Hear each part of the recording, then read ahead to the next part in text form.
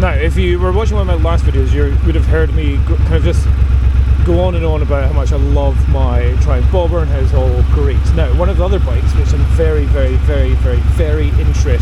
in is the Ducati.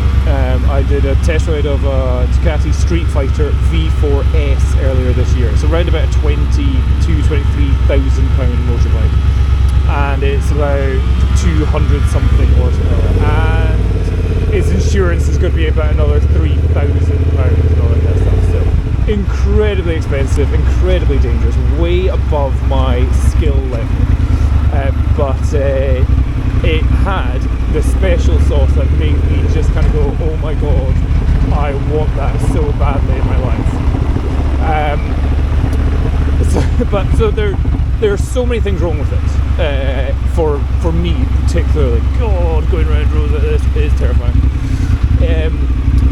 The things which are wrong with it is that, one, it's too expensive, two, the insurance is too high, four, I will be exponentially more likely to lose my license, or to get points, lose my license, or possibly be in jail. Oh yes!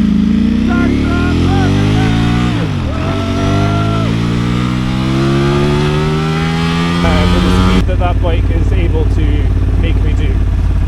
And a phrase which I've got in my head is never buy a bike, or don't buy a bike that has more horsepower than you have self-control.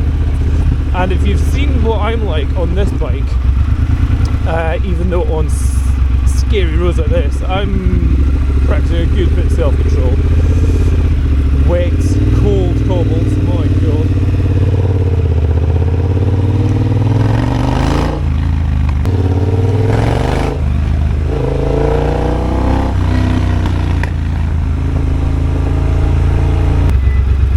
As I was saying, it is too expensive, it's too dangerous, it's too fast. It's also the heat coming out of it, the noise coming out of it was brilliant. Is probably the best way to describe it. So there's so many things saying no, and there is definitely a better, more appropriate, probably a more fun bike, which would be the V2.